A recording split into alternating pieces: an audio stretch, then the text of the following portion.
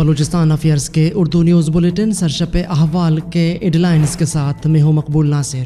بلیدہ، گومازی، دازن اور ڈیرہ بگٹی سے 6 نوجوان جبری طور پر لاپتہ کر دیے گئے۔ مند اور تمپ بجلی مطالبات کی منظوری کے بعد ڈی بلوچ دھرنا ختم کر دیا گیا۔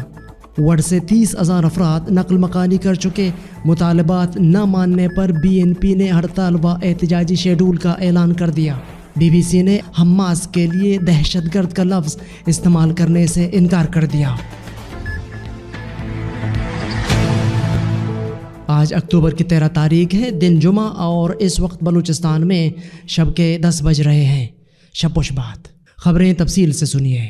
مقامی ذرائع ابلاغ کے مطابق بلیدہ میناز کے علاقے سے 2 بلوچ نوجوان لاپتہ کر دیے گئے۔ لاپتہ ہونے والے نوجوانوں کی شناخت پذیر ولد غنی اور نصرم ولد پیر بخش کے ناموں سے ہوئی ہے، جبکہ مسلح افراد نے ڈیرہ بگٹی کے علاقے مرو سے 2 افراد کو اغوا کر لیا۔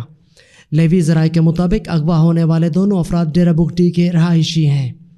علاوہ ازیں voice for Baloch missing persons کے مطابق ضلع کیچ کے علاقے تھومپ گومازی کے رہائشی غفار ولد صادق کو گزشتہ شب گھر سے گرفتار کر کے لاپتہ کر دیا گیا ہے۔ علاوہ ازیں voice for Baloch missing persons کے مطابق تھومپ کے علاقے دازن سے عبدالحق ولد عبدالحفیظ کو جبری گمشدگی کا شکار کر کے لاپتہ کر دیا گیا ہے، جبکہ اس سے قبل عبدالحق کے کزن اسد بلوچ کو 18 مارچ 2014 کو کوئٹہ سے جبری طور پر لاپتہ کیا گیا تھا، جو کہ تاحال لاپتہ ہے۔ تھومپ اور مند میں بجلی فراہمی کے لیے ڈی بلوچ پر 4 دنوں سے جاری دھرنا مطالبات کی منظوری کے بعد ختم کر دیا گیا۔ شاہراہ ٹریفک کے لیے کھول دیا گیا۔ مند اور تھومپ میں بجلی کی بندش کے خلاف جاری دھرنا 4 روز بعد مذاکرات کے ذریعے ختم کر دیا گیا۔ ڈپٹی کمشنر کیچ حسین جان بلوچ اور دھرنا مذاکراتی کمیٹی کے سربراہ حاجی محمد نور نے نماز جمعہ کے بعد مذاکرات کی باقاعدہ طور پر کامیابی کا اعلان کرتے ہوئے M8 شاہراہ کو ٹریفک کے لیے کھولنے کا اعلان کر دیا۔ اس اعلان کے بعد مظاہرین نے شاہراہ پر رکاوٹیں دور کر کے گاڑیوں کو آمد و رفت کی اجازت دے دی۔ فریقین کے درمیان مذاکرات میں ماہانہ 2,000 روپے فی صارف بل اور مند و تھومپ میں روزانہ 10 گھنٹے بجلی دینے پر اتفاق کیا گیا۔ بلوچستان نیشنل پارٹی کے مرکزی ڈپٹی سیکریٹری جنرل ملک نصیر احمد شاہوانی نے وڈ کی کشیدہ صورتحال پر تشویش کا اظہار کرتے ہوئے کہا ہے کہ BNP اور پارٹی سربراہ کو منظر سے ہٹا کر انتخابی عمل سے دور رکھنے کی کوشش کی جا رہی ہے، جس کی ہم مذمت کرتے ہیں، اور ایپیکس کمیٹی میں کیے جانے والے فیصلوں کو مسترد کرتے ہوئے کہا ہے کہ حکومت دونوں فریقین کے ساتھ رابطہ کر کے بات چیت کے ذریعے مسائل کے حل کے لیے ڈائیلاگ شروع کرے اور بنائی گئی کمیٹی کو فعال بنایا جائے۔ وڈ اور بلوچستان کی صورتحال کو خراب کرنے کے خلاف احتجاجی تحریک کا اعلان کرتے ہوئے کہا کہ 15 اکتوبر کو بلوچستان بھر میں خواتین اور بچوں کے مظاہرے اور 18 اکتوبر کو صوبہ بھر میں مظاہرے، 20 اکتوبر کو شٹ ڈاؤن اور 26 اکتوبر کو پہیہ جام ہڑتال کی جائے گی۔ شال نیو کہان میں بلوچوں کو اپنی زمینوں سے بے دخل کرنا اور مڈل اسکول کو منہدم کرنے کی کوشش کرنا تعلیم دشمن اور توسیع پسندانہ پالیسیوں کا شاخسانہ ہے۔ بلوچ اسٹوڈنٹس فرنٹ کے مرکزی ترجمان نے اپنے جاری کردہ بیان میں کہا ہے کہ ایک سازش کے تحت نیو کہان میں انتظامیہ اور QDA کی جانب سے بلوچوں کو اپنی زمینوں سے بے دخل کرنا اور مڈل اسکول کو منہدم کرنے کی کوشش کرنا تعلیم دشمن اور توسیع پسندانہ پالیسیوں کا تسلسل ہے۔ بلوچ کانفرنس رہنما نواب خیر بخش مری کی رحلت کے بعد وقتاً فوقتاً مری بلوچوں کو سردار اور سرکار کی سرپرستی میں مختلف حربوں کو بروئے کار لاتے ہوئے انہیں ان کی سرزمین سے بے دخل کرنے کی کوشش کیا جا رہا ہے، جو انتہائی تشویشناک عمل ہے، جس کی ہم شدید الفاظ میں مذمت کرتے ہیں۔ دالبندین میں نیشنل ادبی مجلس دالبندین کے زیر اہتمام ایک علمی اور ادبی فیسٹیول کا انعقاد کیا گیا، جس میں مختلف پروگرامز اور سیشن رکھے گئے تھے، جس میں خصوصی طور پر ڈاکٹر پروفیسر ارداد بلوچ، ڈاکٹر فاروق بلوچ نے شرکت کرتے ہوئے مختلف موضوعات پر تفصیلی گفتگو کی اور مباحثے میں شرکت کی۔ نگراں وزیر اعلیٰ بلوچستان کی طرف سے تشکیل دی گئی کمیٹی کا وندر ڈیم کا وزٹ، متاثرہ علاقے کے لوگوں اور زمینداروں سے اجلاس، متاثرہ علاقے کے لوگوں نے اپنے علاقے کے مسائل بتائے اور زمینداروں کی زمینیں جو کینال اور ڈیم میں متاثر ہو رہی ہیں، اس حوالے سے بات چیت کی گئی۔ کمیٹی کے چیئرمین ریونیو اتھارٹی بلوچستان نور الحق بلوچ کی سربراہی میں علاقے کے لوگوں کے مسائل سنے اور ڈیم انتظامیہ PDDPD کی موجودگی میں مسائل کو فوری حل کرنے کی یقین دہانی کرائی۔ محکمہ موسمیات نے کوئٹہ سمیت بلوچستان کے مختلف علاقوں میں 17 اور 18 اکتوبر کو بارش کی پیشگوئی کر دی۔ محکمہ موسمیات کے مطابق بلوچستان کے ضلع ہرنائی، شیرانی، موسیٰ خیل، جوب، قلعہ سیف اللہ، لورالائی، بہرکان، کوہلو، بولان، قلات، نصیر آباد، ڈیرہ بگٹی، جعفر آباد، قلعہ عبداللہ، پشین، کوئٹہ اور زیارت میں 17 اور 18 اکتوبر کو بارش کی پیشگوئی کر دی۔ محکمہ موسمیات نے اس دوران متعلقہ اداروں کو الرٹ رہنے کی ہدایت کی ہے۔ جوائنٹ ایکشن کمیٹی جامعہ بلوچستان نے گزشتہ روز بھی اپنے جائز اور منظور شدہ مطالبات کے لیے جامعہ بلوچستان کے ایڈمن اور ایگزامینیشن بلاک احتجاجاً بند رکھا اور ایڈمن بلاک کے سامنے احتجاجی مظاہرہ کیا گیا۔ اہلیان گوادر کا دوبارہ گوادر پریس کلب میں آل پارٹیز، انجمن تاجران اور گوادر سول سوسائٹی کے ساتھ جمعیت علماء اسلام کے رہنما حاجی مولا بخش کی قیادت میں صحافیوں کے ساتھ مشترکہ اجلاس میں کہا گیا کہ ہمارے پبلک ہیلتھ ڈپارٹمنٹ کو 48 گھنٹے کی وارننگ کے باوجود گوادر اور اس کے مضافاتی علاقوں میں پانی کا مصنوعی بحران برقرار ہے۔ گزشتہ کئی دنوں سے محکمہ public health, Gwadar development authority اور انتظامیہ کی ناقص کارکردگی اور آپس کی چپکلش سے گوادر کے عوام کو پانی کی نعمت سے محروم رکھا جا رہا ہے۔ مارک برسٹو کا بیرک گولڈ سائٹ کا دورہ، مقامی افراد سے بھی ملاقاتیں۔ چیئرمین ضلع کونسل چاغے عبدالودود خان سنجرانی نے سی ای او بیرک گولڈ مارک برسٹو سے ملاقات کی، جبکہ سی ای او بیرک گولڈ مارک برسٹو نے دیگر آفیشلز کے ہمراہ ریکارڈک سائٹ کا دورہ کرنے کے بعد قلی ہمیں میں علاقائی معتبرین سے ملاقات کیا اور علاقائی مسائل سے آگاہی حاصل کی۔ نیشنل پارٹی کے مرکزی صدر سابق وزیر اعلیٰ بلوچستان ڈاکٹر عبدالمالک بلوچ کی چیئرمین سینیٹ صادق سنجرانی سے اسلام آباد میں ملاقات میں نیشنل پارٹی کے مرکزی سیکریٹری جنرل جان محمد بلیدئی، سابق سینیٹر و سینئر نائب صدر محمد کبیر محمد شعی، سابق صوبائی وزیر میر رحمت صالح سعد، جبکہ سابق وزیر اعلیٰ میر قدوس بزنجو، سابق وفاقی وزیر زبیدہ جلال بھی موجود تھے۔ ملاقات میں سیاسی صورتحال سمیت باہمی دلچسپی کے امور پر تبادلہ خیال کیا گیا۔ تحصیل لونی دکی کے علاقے قلعہ بختیار خان میں مسلح افراد نے گزشتہ رات گئے گھر میں گھس کر فائرنگ کی، جس سے وضو ولد ایدو شیرانی مری نامی شخص ہلاک ہو گیا۔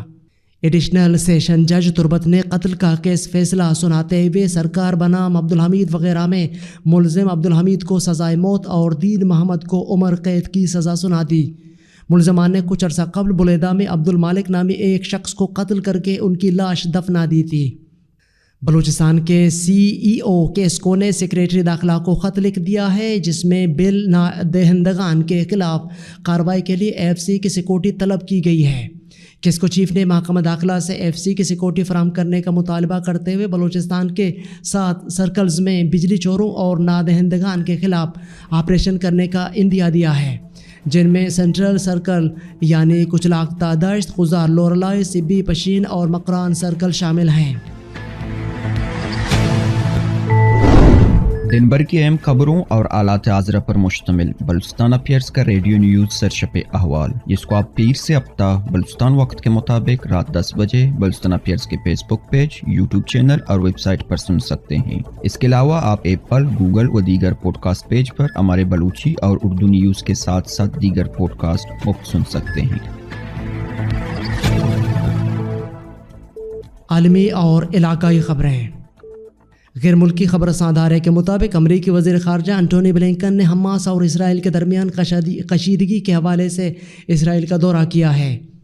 اس حوالے سے امریکی عہدیدار کا کہنا ہے کہ امریکی وزیر خارجہ بلنکن آج عمان میں فلسطینی صدر محمود عباس سے ملاقات کریں گے۔ امریکی عہدیدار نے کہا ہے کہ انٹونی بلنکن عمان میں اردن کے شاہ عبداللہ دوم سے بھی ملاقات کریں گے۔ ادھر امریکی صدر جو بائیڈن نے اسرائیل پر زور دیا ہے کہ وہ غزہ میں جاری کارروائیوں میں بین الاقوامی جنگی قوانین کا احترام کرے۔ چین اور بھارت کے درمیان 9 اور 10 اکتوبر کو مذاکرات کے 20ویں دور کا انعقاد کیا گیا۔ غیر ملکی خبر رساں ایجنسی کے مطابق فوجی سربراہ کی سطح پر چین اور بھارت کے درمیان سرحدی امور پر بات چیت کی گئی۔ چینی وزارت دفاع کے مطابق چین اور بھارت نے 9 اور 10 اکتوبر کو مذاکرات کا 20واں دور منعقد کیا تھا۔ مذاکرات کے دوران سرحد کے مغربی حصے میں بقیہ مسائل جلد حل کرنے پر فوجی سربراہان میں تعمیری بات چیت ہوئی۔ چینی وزارت دفاع کے مطابق فوجی و سفارتی ذرائع سے بات چیت برقرار رکھنے پر اتفاق کیا گیا۔ برطانوی نشریاتی ادارے BBC نے حماس کے کارکنوں کو دہشت گرد لکھنے سے انکار کر دیا۔ برطانوی اخبار نے دعویٰ کیا ہے کہ سرکاری دباؤ بڑھنے کے باوجود BBC عسکریت پسند کی اصطلاح استعمال کرنے پر قائم ہے۔ برطانوی شاہی خاندان اور حکومت حماس کے لیے دہشت گرد کی اصطلاح استعمال کرنے پر بضد ہے۔ اس حوالے سے BBC کے رپورٹر جان سمپسن نے اپنی رپورٹ میں لکھا ہے کہ حکومتی وزراء، اخباری کالم نگار، عام لوگ وہ سب پوچھ رہے ہیں کہ BBC کیوں نہیں کہتا کہ حماس کے بندوق بردار جنہوں نے جنوبی اسرائیل میں خوفناک مظالم ڈھائے وہ دہشت گرد ہیں۔ اس کا جواب یہ ہے کہ دہشت گردی ایک بھاری بھرکم لفظ ہے جسے لوگ اس تنظیم کے بارے میں استعمال کرتے ہیں جسے وہ اخلاقی طور پر ناپسند کرتے ہیں۔ یہ صرف BBC کا کام نہیں ہے کہ وہ لوگوں کو بتائے کہ کس کی حمایت کرنی ہے اور کس کی مذمت کرنی ہے، اچھے لوگ کون ہیں اور برے کون ہیں۔ ہم باقاعدگی سے نشاندہی کرتے ہیں کہ برطانوی اور دیگر حکومتوں نے حماس کو دہشت گرد تنظیم قرار دیا ہے، لیکن یہ ان کا کاروبار ہے۔ عام مہمانوں کے انٹرویوز بھی چلاتے ہیں اور حماس کو دہشت گرد قرار دینے والے معاونین کا حوالہ دیتے ہیں۔ اہم بات یہ ہے کہ ہم اسے اپنی آواز میں نہیں کہتے۔ ہمارا کاروبار اپنے سامعین کو حقائق کے ساتھ حالات پیش کرنا ہے۔ لوگوں کو اپنا ذہن بنانے دیں۔ امریکی وزیر خارجہ انٹونی بلنکن کا کہنا ہے کہ حماس کی حالیہ کارروائیوں نے داعش کی یاد تازہ کر دی ہے۔ اسرائیل کے دورے پر موجود امریکی وزیر خارجہ انٹونی بلنکن نے تل ابیب میں اسرائیلی وزیر اعظم نیتن یاہو سے ملاقات کی۔ غیر ملکی میڈیا رپورٹس کے مطابق انٹونی بلنکن نے اسرائیلی وزیر اعظم سے مصافحت کے دوران کہا ہے کہ ہم یہی ہیں، ہم کہیں نہیں جا رہے۔ امریکی وزیر خارجہ کا کہنا تھا کہ امریکہ اسرائیل کے ساتھ کھڑا ہے، اسرائیل کی دفاعی ضروریات کا مکمل حصول یقینی بنانے کے لیے پرعزم ہیں۔ بعد ازاں تل ابیب میں اسرائیلی وزیر اعظم بنیامین نیتن یاہو اور امریکی وزیر خارجہ انٹونی بلنکن نے پریس کانفرنس میں امریکی وزیر خارجہ نے کہا کہ اسرائیل فلسطین کشیدگی کو پھیلنے سے روکنے کے لیے خطے کے ممالک سے تعاون جاری ہے۔ پاکستان کے جعلی پاسپورٹ پر 12,000 سے زائد افغانی سعودی عرب پہنچ گئے۔ ذرائع کے مطابق سعودی عرب نے 12,000 افغانیوں کے جعلی پاکستانی پاسپورٹس پر آنے کا انکشاف کیا ہے، جس پر وزارت داخلہ میں کھلبلی مچ گئی۔ وزارت داخلہ نے 12,000 سے زائد افغانیوں کو جعلی پاسپورٹس کے اجراء پر کارروائی کرتے ہوئے معاملے کی تحقیقات کے لیے اعلیٰ سطح پر کمیٹی تشکیل دے دی ہے۔ تشکیل دی گئی کمیٹی میں وزارت داخلہ، وفاقی تحقیقاتی ادارے FIA اور اساس اداروں کے نمائندوں کو شامل کیا گیا ہے، جو جعلی پاسپورٹس جاری کرنے والوں کی نشاندہی کریں گے اور ملوث افراد کی فہرست تیار کریں گے۔ افغانیوں کو جعلی پاسپورٹس بنا کر دینے والے افراد کے خلاف کارروائی عمل میں لائی جائے گی۔ ذرائع کا کہنا ہے کہ ملک بھر میں پاسپورٹ مراکز سے افغانیوں کو پاکستانی پاسپورٹ جاری کیے جانے کا انکشاف ہوا ہے۔